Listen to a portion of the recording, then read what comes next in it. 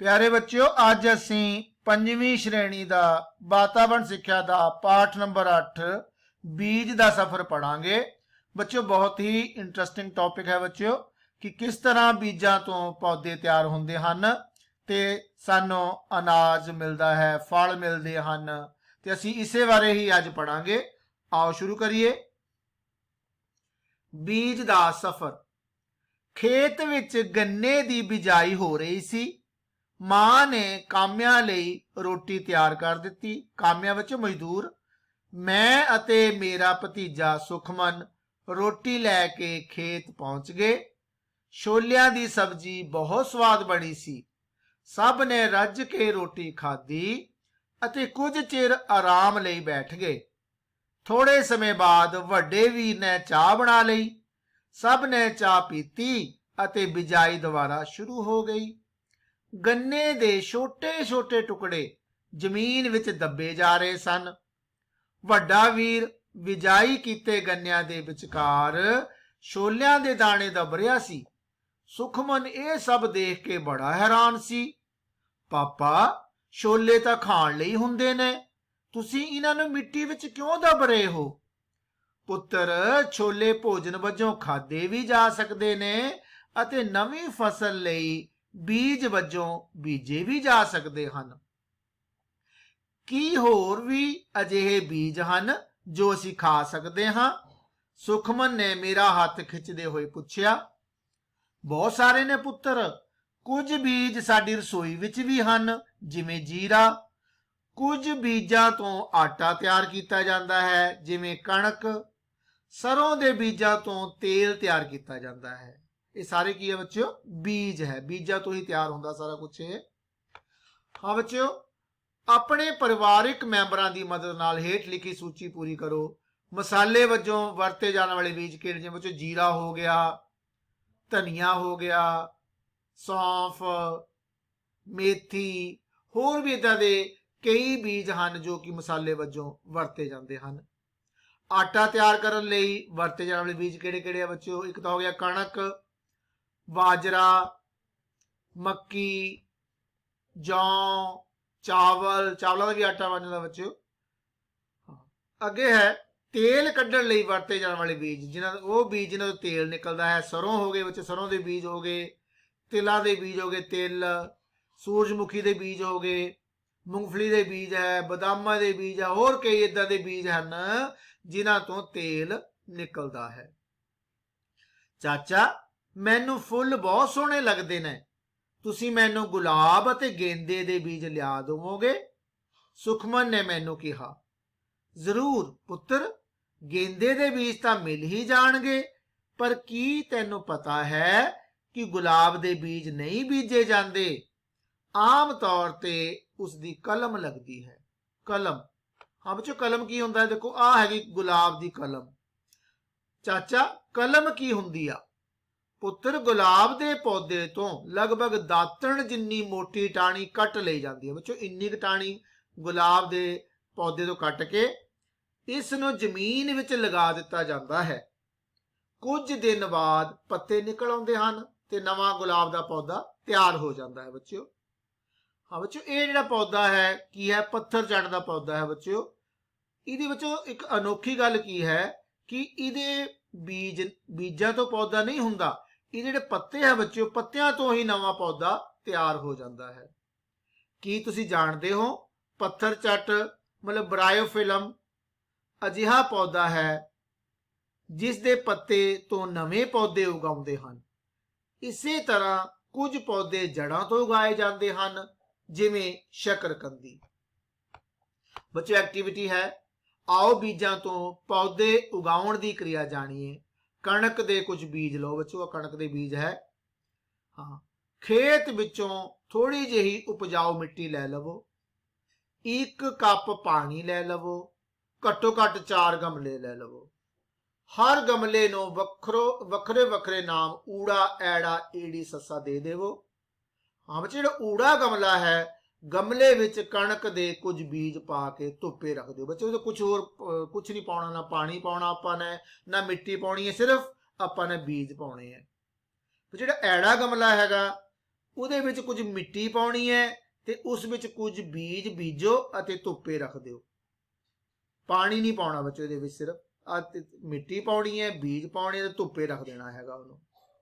ਜਿਹੜਾ ਈੜੀ ਗਮਲਾ ਬੱਚੋ ਉਹਦੇ ਵਿੱਚ ਕੁਝ ਮਿੱਟੀ ਪਾਉਣੀ ਹੈ, ਕੁਝ ਬੀਜ ਪਾਉਣੀ ਹੈ ਤੇ ਥੋੜਾ ਜਿਹਾ ਅਸੀਂ ਪਾਣੀ ਪਾ ਕੇ ਹਨੇਰੇ ਕਮਰੇ ਜਾਂ ਅਲਮਾਰੀ ਵਿੱਚ ਰੱਖਣਾ ਹੈ, ਧੁੱਪੇ ਨਹੀਂ ਰੱਖਣਾ ਬੱਚਿਓ। ਜਿਹੜਾ ਸੱਸਾ ਗਮਲਾ ਹੋਏਗਾ ਉਹਦੇ ਵਿੱਚ ਕੁਝ ਮਿੱਟੀ ਪਾਉਣੀ ਹੈ, ਕੁਝ ਬੀਜ ਪਾਉਣੇ ਵਿੱਚ, ਥੋੜਾ ਜਿਹਾ ਪਾਣੀ ਪਾਣਾ ਹੈ ਤੇ ਧੁੱਪੇ ਰੱਖ ਦਿਓ। ਤੇ ਕੁਝ ਦਿਨ ਬਾਅਦ ਕਿਸ ਗਮਲੇ ਵਿੱਚ ਕਣਕ ਦੇ ਬੀਜ ਪੁੰਗਰ ਜਾਣਗੇ? ਬੱਚੇ ਦੇਖੋ, ਜਿਹੜਾ ਊੜਾ ਗਮਲਾ ਹੈ ਉਹਦੇ ਮਿੱਟੀ ਨਹੀਂ ਹੈਗੀ, ਜਿਹੜਾ ਬੀਜ ਆ ਪੁੰਗਰੇਗਾ ਨਹੀਂ, ਪੌਦਾ ਨਹੀਂ ਬਣੇਗਾ। ਤੇ ਜਿਹੜਾ ਐੜਾ ਗਮਲਾ ਹੈਗਾ ਉਹਦੇ ਵਿੱਚ ਅਸੀਂ ਪਾਣੀ ਨਹੀਂ ਪਾਇਆ ਤਾਂ ਵੀ ਪੌਦਾ ਨਹੀਂ ਪੁੰਗਰੇਗਾ। ਈੜੀ ਗਮਲੇ ਵਿੱਚ ਅਸੀਂ ਸਭ ਕੁਝ ਪਾਤਾ, ਪਾਣੀ ਵੀ ਪਾਤਾ, ਮਿੱਟੀ ਵੀ ਪਾਤੀ, ਲੇਕਿਨ ਉਸੇ ਹਨੇਰੇ ਕਮਰੇ ਵਿੱਚ ਰੱਖਿਆ, ਅਲਮਾਰੀ 'ਚ ਰੱਖਤਾ, ਉੱਥੇ ਵੀ ਪੌਦਾ ਨਹੀਂ ਪੁੰਗਰੇਗਾ। ਤੇ ਬੱਚੋ ਅੱਗੇ ਜਿਹੜਾ ਸੱਸਾ ਗਮਲਾ ਸੀ ਤੇ ਆਪਾਂ ਮਿੱਟੀ ਵੀ ਪਾਈ ਹੈ, ਪਾਣੀ ਵੀ ਪਾਇਆ, ਬੀਜ ਵੀ ਪਾਇਆ, ਧੁੱਪੇ ਵੀ ਰੱਖਿਆ, ਤੇ ਸੱਸੇ ਜਿਹੜਾ ਗਮਲਾ ਹੈਗਾ ਉਹਦੇ ਵਿੱਚ ਜਿਹੜੇ ਬੀਜ ਆ ਉਹ ਪੁੰਗਰ ਜਾਣਗੇ, ਉੱਥੇ ਪੌਦਾ ਤਿਆਰ ਹੋਵੇਗਾ ਬੱਚਿਓ। ਕੀ ਤੁਸੀਂ ਬਾਕੀ ਗਮਲਿਆਂ ਵਿੱਚ ਪੌਦੇ ਨਾ ਉੱਗਣ ਦਾ ਕਾਰਨ ਜਾਣਦੇ ਹੋ? ਹਾਂ ਬੱਚਿਓ, ਉਹੀ ਗੱਲ ਹੈ ਕਿ ਬੀਜਾਂ ਨੂੰ ਚੰਗੀ ਤਰ੍ਹਾਂ ਉੱਗਣ ਲਈ ਹਵਾ, ਪਾਣੀ, ਮਿੱਟੀ ਅਤੇ ਸੂਰਜ ਦੀ ਰੋਸ਼ਨੀ ਦੀ ਜ਼ਰੂਰਤ ਹੁੰਦੀ ਹੈ। ਜਦੋਂ ਇਹ ਸਾਰੀਆਂ ਚੀਜ਼ਾਂ ਬੀਜ ਨੂੰ ਮਿਲੂਗੀਆਂ ਤਾਂ ਹੀ ਪੌਦਾ ਤਿਆਰ ਹੋਵੇਗਾ ਬੱਚਿਓ, ਤਾਂ ਹੀ ਬੀਜ ਪੁੰਗਰੇਗਾ। ਬੱਚਿਓ ਐਕਟੀਵਿਟੀ ਹੈ ਇੱਕ ਹੋਰ, ਤੁਸੀਂ ਆਪਣੇ ਘਰ ਵਿੱਚ ਸੱਸਾ ਗਮਲੇ ਵਾਲੇ ਤਰੀਕੇ ਨਾਲ ਰੁੱਤ ਅਨੁਸਾਰ ਮਨਪਸੰਦ ਬੀਜ ਬੀਜੋ ਅਤੇ ਉਸ ਸੰਬੰਧੀ ਹੇਠ ਲਿਖੀ ਸਾਰਣੀ ਪੂਰੀ ਕਰੋ। ਮਤਲਬ ਕਿਹੜਾ ਕਿਹੜਾ ਬੀਜ ਬੀਜਿਆ ਤੁਸੀਂ, ਕਿੰਨੀ ਤਰੀਕ ਨੂੰ ਬੀਜ ਬੀਜਿਆ ਸੀਗਾ, ਉਹ ਬੀਜ ਕਦੋਂ ਪੁੰਗਰਿਆ, ਤੇ ਪੁੰਗਰਨ ਤੋਂ 7 ਦਿਨਾਂ ਬਾਅਦ ਪੌਦੇ ਦੀ ਕਿੰਨੀ ਉਚਾਈ ਸੀ, 15 ਦਿਨਾਂ ਬਾਅਦ ਕਿੰਨੀ ਉਚਾਈ ਸੀ। ਬੱਚਿਓ ਇਹ ਐਕਟੀਵਿਟੀ ਹੈ, ਤੁਸੀਂ ਘਰ ਬਹਿ ਕੇ ਕਰਨੀ ਹੈ। ਅੱਗੇ ਬੱਚਿਓ, ਮੈਂ ਅਤੇ ਸੁਖਮਨ ਰੋਟੀ ਵਾਲੇ ਬਰਤਨ ਲੈ ਕੇ ਘਰ ਨੂੰ ਵਾਪਸ ਚੱਲ ਪਏ। ਗਲੀ ਵਿੱਚੋਂ ਲੰਘਦਿਆਂ ਸੁਖਮਨ ਮੇਰੀ ਬਾਹ ਖਿੱਚ ਕੇ ਬੋਲਿਆ, ਚਾਚਾ ਜੀ ਦੇਖੋ, ਉਸ ਛੱਤ ਉੱਤੇ ਵੀ ਪੌਦੇ ਉੱਗੇ ਹੋਏ ਹਨ। ਕੀ ਇਹ ਪੌਦੇ ਕਿਸੇ ਨੇ ਛੱਤ ਤੇ ਬੀਜੇ ਹਨ? ਨਹੀਂ ਸੁਖਮਨ, ਇਹਨਾਂ ਪੌਦਿਆਂ ਨੂੰ ਕਿਸੇ ਨੇ ਛੱਤ ਉੱਪਰ ਬੀਜਿਆ ਨਹੀਂ, ਬਲਕਿ ਇਹਨਾਂ ਦੇ ਬੀਜ ਕਿਸੇ ਨਾ ਕਿਸੇ ਤਰੀਕੇ ਛੱਤ ਉੱਤੇ ਪਹੁੰਚ ਗਏ ਹੋਣਗੇ। ਚਾਚਾ ਜੀ ਉਹ ਕਿਵੇਂ? ਬੇਟਾ, ਬੀਜ ਬੜੇ ਤਰੀਕਿਆਂ ਨਾਲ ਇੱਕ ਸਥਾਨ ਤੋਂ ਦੂਜੇ ਸਥਾਨ ਤੱਕ ਪਹੁੰਚ ਜਾਂਦੇ ਹਨ। ਮਤਲਬ ਇੱਕ ਥਾਂ ਤੋਂ ਦੂਜੀ ਥਾਂ ਤੱਕ ਪਹੁੰਚਦੇ ਹਨ। ਕਿਵੇਂ? ਜਿਵੇਂ ਪੰਛੀ ਬਹੁਤ ਸਾਰੇ ਰੁੱਖਾਂ ਉੱਤੇ ਫਲ ਤੋੜ ਕੇ ਖਾਣ ਲਈ ਛੱਤਾਂ ਉੱਤੇ ਬੈਠ ਜਾਂਦੇ ਹਨ ਤੇ ਉੱਥੇ ਬੱਚੋ ਫਲ ਖਾ ਕੇ ਬਾਅਦ ਜਿਹੜੇ ਬੀਜ ਹੈ ਉਹ ਛੱਤਾਂ ਉੱਪਰ ਰਹਿ ਜਾਂਦੇ ਹਨ। ਇਸੇ ਤਰ੍ਹਾਂ ਬੱਚਿਓ ਅੱਕ ਦੇ ਬੀਜ ਹੈ ਉਹ ਪੰਛੀਆਂ ਦੇ ਖੰਭਾਂ ਨਾਲ ਹਵਾ ਵਿੱਚ ਉੱਡ ਕੇ ਇੱਕ ਥਾਂ ਤੋਂ ਦੂਜੀ ਥਾਂ ਪਹੁੰਚ ਜਾਂਦੇ ਹਨ। ਅੱਕ ਅਤੇ ਗਾਜਰ ਬੂਟੀ ਦੇ ਬੀਜ ਛੋਟੇ ਆਕਾਰ ਤੇ ਹਲਕੇ ਭਾਰ ਕਾਰਨ ਹਵਾ ਰਾਹੀਂ ਦੂਸਰੇ ਸਥਾਨਾਂ ਤੱਕ ਪਹੁੰਚ ਜਾਂਦੇ ਹਨ। ਤੇ ਬੱਚੋ ਜਿੱਥੇ ਉਹ ਬੀਜ ਡਿੱਗ ਗਿਆ ਉੱਥੇ ਜਾ ਕੇ ਉਹ ਬੀਜ ਪੁੰਗਰੇਗਾ, ਨਵਾਂ ਪੌਦਾ ਤਿਆਰ ਹੋ ਜਾਏਗਾ। ਬੱਚੋ ਪੁੱਠਕੰਡਾ ਅਤੇ ਗੁੱਤ ਪਟਣਾ ਅਕਸਰ ਜਾਨਵਰਾਂ ਦੇ ਸਰੀਰ ਨਾਲ ਚਿੰਬੜ ਕੇ ਦੂਜੀਆਂ ਥਾਵਾਂ ਤੱਕ ਸਫ਼ਰ ਕਰਦੇ ਹਨ। ਜੋ ਜਾਨਵਰਾਂ ਦੇ ਸਰੀਰ ਨਾਲ ਚਿੰਬੜ ਜਾਂਦੇ ਹਨ ਤੇ ਕਿਤੇ ਹੋਰ ਜਗ੍ਹਾ ਥੱਲੇ ਡਿੱਗ ਕੇ ਜਿੱਥੇ ਡਿੱਗੂਗੇ ਉੱਥੇ ਪੌਦਾ ਨਵਾਂ ਤਿਆਰ ਹੋ ਜਾਂਦਾ ਹੈ।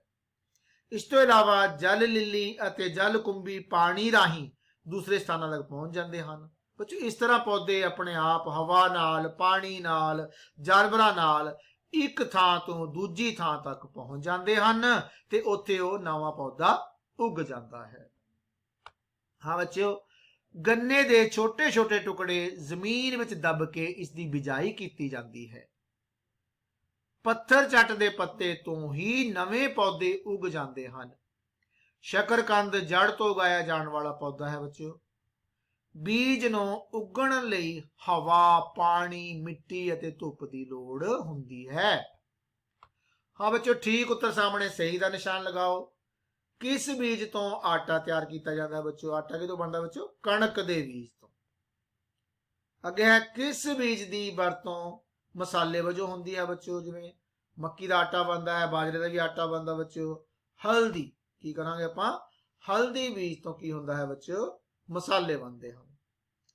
ਕਿਸ ਪੌਦੇ ਦੇ ਪੱਤਿਆਂ ਤੋਂ ਨਵਾਂ ਪੌਦਾ ਤਿਆਰ ਕੀਤਾ ਜਾਂਦਾ ਬੱਚਿਓ? ਹੁਣੇ ਪੜ੍ਹਿਆ ਆਪਾਂ ਨੇ, ਪੱਥਰ ਚੱਟ। ਕਿਹੜਾ ਪੌਦਾ ਕਲਮ ਲਗਾ ਕੇ ਉਗਾਇਆ ਜਾਂਦਾ ਹੈ ਬੱਚਿਓ? ਗੇਂਦਾ, ਗੁਲਾਬ ਕੇ ਪੱਥਰ ਚੱਟ? ਬੱਚਿਓ ਗੁਲਾਬ। ਗੁਲਾਬ ਦਾ ਪੌਦਾ ਕਲਮ ਲਗਾ ਕੇ ਉਗਾਇਆ ਜਾਂਦਾ ਹੈ। ਹਾਂ ਬੱਚਿਓ, ਬੀਜ ਜੋ ਖਾਦੇ ਜਾ ਸਕਦੇ ਹਨ, ਜਿਹੜੇ ਬੀਜਾਂ ਨੂੰ ਅਸੀਂ ਖਾਂਦੇ ਹਾਂ ਉਹ ਉਹਨਾਂ ਬਾਰੇ ਲਿਖਾਂਗੇ। ਜਿਵੇਂ ਅਖਰੋਟ ਹੋ ਗਿਆ, ਅਖਰੋਟ ਦੇ ਬੀਜ ਅਸੀਂ ਖਾਂਦੇ ਹਾਂ। ਬਦਾਮ ਹੋ ਗਏ, ਅਲਸੀ ਦੇ ਬੀਜ, ਤਿਲ, ਮਟਰ, ਤਰਬੂਜ ਦੇ ਬੀਜ, ਇਸੇ ਤਰ੍ਹਾਂ ਹੋਰ ਵੀ ਕਈ ਬੀਜ ਹਨ ਜੋ ਖਾਦੇ ਜਾ ਸਕਦੇ ਹਨ। ਅੱਗੇ ਬੱਚੋ ਖਾਲੀ ਥਾਵਾਂ ਭਰਨੀਆਂ ਵਿੱਚ ਅੱਕ, ਤੇਲ ਜਾਂ ਬੀਜ। ਸਰੋਂ ਦੇ ਬੀਜਾਂ ਤੋਂ ਤਿਆਰ ਕੀਤਾ ਜਾਂਦਾ, ਕੀ ਤਿਆਰ ਕੀਤਾ ਜਾਂਦਾ ਬੱਚੋ? ਤੇਲ। ਗੇਂਦੇ ਦਾ ਪੌਦਾ ਤੋਂ ਤਿਆਰ ਕੀਤਾ ਜਾਂਦਾ, ਕਿੱਥੋਂ ਤਿਆਰ ਕੀਤਾ ਜਾਂਦਾ ਬੱਚੋ? ਬੀਜ ਤੋਂ। ਦੇ ਬੀਜ ਹਵਾ ਰਾਹੀਂ ਇੱਕ ਥਾਂ ਤੋਂ ਦੂਸਰੀ ਥਾਂ ਜਾਂਦੇ ਹਨ, ਕਿਹਦੇ ਬੱਚੋ? ਅੱਕ ਦੇ ਬੀਜ। ਅੱਗੇ ਹੈ ਸਹੀ ਕਥਨ, ਅੱਗੇ ਸਹੀ ਦਾ ਤੇ ਗਲਤ, ਅੱਗੇ ਗਲਤ ਦਾ ਨਿਸ਼ਾਨ ਲਗਾਓ। ਸਾਰੇ ਪੌਦੇ ਬੀਜਾਂ ਤੋਂ ਉਗਦੇ ਹਨ, ਬਿਲਕੁਲ ਗਲਤ ਹੈ ਬੱਚਿਓ। ਸਾਰੇ ਪੌਦੇ ਬੀਜਾਂ ਤੋਂ ਨਹੀਂ ਉਗਦੇ, ਕਈ ਪੱਤਿਆਂ ਤੋਂ ਉਗ ਪੈਂਦੇ ਹਨ, ਕਈ ਕਲਮ ਲਗਾਉਣੀ ਪੈਂਦੀ ਹੈ, ਕਈ ਤਰੀਕੇ ਹੈਗੇ ਆ ਬੱਚਿਓ, ਇਸ ਲਈ ਸਵਾਲ ਇਹ ਗਲਤ ਹੈ। ਗੰਨੇ ਦੀ ਬਿਜਾਈ ਲਈ ਗੰਨੇ ਦੇ ਛੋਟੇ ਛੋਟੇ ਟੁਕੜੇ ਜ਼ਮੀਨ ਵਿੱਚ ਦੱਬੇ ਜਾਂਦੇ ਹਨ, ਬਿਲਕੁਲ ਠੀਕ ਹੈ। ਗੁਲਾਬ ਦਾ ਪੌਦਾ ਕਲਮ ਤੋਂ ਉਗਾਇਆ ਜਾਂਦਾ ਹੈ, ਬਿਲਕੁਲ ਠੀਕ ਹੈ। ਜੀਰੇ ਦੇ ਬੀਜ ਮਸਾਲੇ ਵਜੋਂ ਵਰਤੇ ਜਾਂਦੇ ਹਨ, ਬਿਲਕੁਲ ਠੀਕ ਹੈ ਬੱਚਿਓ। ਜਲ ਕੁੰਭੀ ਹਵਾ ਰਾਹੀਂ ਦੂਸਰੇ ਸਥਾਨਾਂ ਤੇ ਪਹੁੰਚ ਜਾਂਦੀ ਹੈ ਬੱਚਿਓ। ਜਲ ਕੁੰਭੀ ਪਾਣੀ ਰਾਹੀਂ ਇੱਕ ਦੂਜੇ ਥਾਵਾਂ ਤੇ ਪਹੁੰਚਦੀ ਹੈ, ਹਵਾ ਰਾਹੀਂ ਨਹੀਂ, ਇਸ ਲਈ ਇਹ ਗਲਤ ਹੈ। ਅੱਗੇ ਬੱਚਿਓ ਗੰਨਾ ਕਿਵੇਂ ਬੀਜਿਆ ਜਾਂਦਾ ਹੈ? ਬੱਚਿਓ ਗੰਨੇ ਦਾ ਬੀਜ ਨਹੀਂ ਹੁੰਦਾ, ਇਹਦੀ ਜਿਹੜੀ ਟਹਿਣੀ ਹੈ ਉਹ ਕੱਟ ਕੇ ਉਹਨੂੰ ਜ਼ਮੀਨ ਵਿੱਚ ਦੱਬ ਦਿੱਤਾ ਜਾਂਦਾ ਹੈ। ਗੰਨੇ ਦੇ ਛੋਟੇ ਟੁਕੜੇ ਜ਼ਮੀਨ ਵਿੱਚ ਦੱਬ ਕੇ ਇਸ ਦੀ ਬਿਜਾਈ ਕੀਤੀ ਜਾਂਦੀ ਹੈ। ਕਲਮ ਤੋਂ ਪੌਦੇ ਕਿਵੇਂ ਤਿਆਰ ਕੀਤੇ ਜਾਂਦੇ ਹਨ? ਬੱਚਿਓ ਮੈਂ ਦੱਸਿਆ ਤੁਹਾਨੂੰ, ਜਿਹੜਾ ਗੁਲਾਬ ਦਾ ਪੌਦਾ ਹੈ ਉਹ ਕਲਮ ਤੋਂ ਤਿਆਰ ਹੁੰਦਾ ਹੈ। ਕਿਵੇਂ? ਪੌਦੇ ਤੋਂ ਲਗਭਗ ਦਾਤਣ ਜਿੰਨੀ ਮੋਟੀ ਟਾਹਣੀ ਕੱਟ ਲਈ ਜਾਂਦੀ ਹੈ ਅਤੇ ਇਸ ਨੂੰ ਜ਼ਮੀਨ ਵਿੱਚ ਲਗਾ ਦਿੱਤਾ ਜਾਂਦਾ ਹੈ। ਕੁਝ ਦਿਨ ਬਾਅਦ ਇਸ ਦੇ ਪੱਤੇ ਨਿਕਲ ਆਉਂਦੇ ਹਨ, ਠੀਕ ਹੈ ਬੱਚਿਓ, ਤੇ ਕੀ ਹੋ ਗਿਆ? ਉਹ ਪੌਦਾ ਤਿਆਰ ਹੋ ਜਾਂਦਾ ਹੈ। ਛੱਤ ਉੱਪਰ ਪੌਦੇ ਕਿਵੇਂ ਉਗਾਉਂਦੇ ਹਨ? ਬੱਚਿਓ ਤੁਹਾਨੂੰ ਦੱਸਿਆ ਸੀਗਾ, ਪੰਛੀਆਂ ਰਾਹੀਂ, ਹਵਾ ਰਾਹੀਂ, ਜਿੱਦਾਂ ਉਹ ਛੱਤ ਤੇ ਕਿਸੇ ਤਰ੍ਹਾਂ ਬੀਜ ਪਹੁੰਚ ਜਾਂਦੇ ਹਨ ਤੇ ਉਗ ਜਾਂਦੇ ਹਨ। ਬੀਜ ਪੰਛੀਆਂ ਦੁਆਰਾ ਅਤੇ ਹਵਾ ਨਾਲ ਛੱਤ ਉੱਪਰ ਪਹੁੰਚ ਜਾਂਦੇ ਹਨ, ਜੋ ਕਿ ਬਾਅਦ ਵਿੱਚ ਜ਼ਰੂਰੀ ਪੋਸ਼ਕ ਤੱਤ ਕਿਹੜੇ ਬੱਚਿਓ? ਜਿਵੇਂ ਹਵਾ, ਪਾਣੀ, ਮਿੱਟੀ, ਧੁੱਪ ਮਿਲਣ ਤੇ ਛੱਤ ਉੱਪਰ ਪੌਦੇ ਉਗਾਉਂਦੇ ਹਨ। ਅੱਗੇ ਬੱਚਿਓ ਬੀਜ ਨੂੰ ਉਗਣ ਵਾਸਤੇ ਕੀ ਕੁਝ ਲੋੜੀਂਦਾ ਹੈ?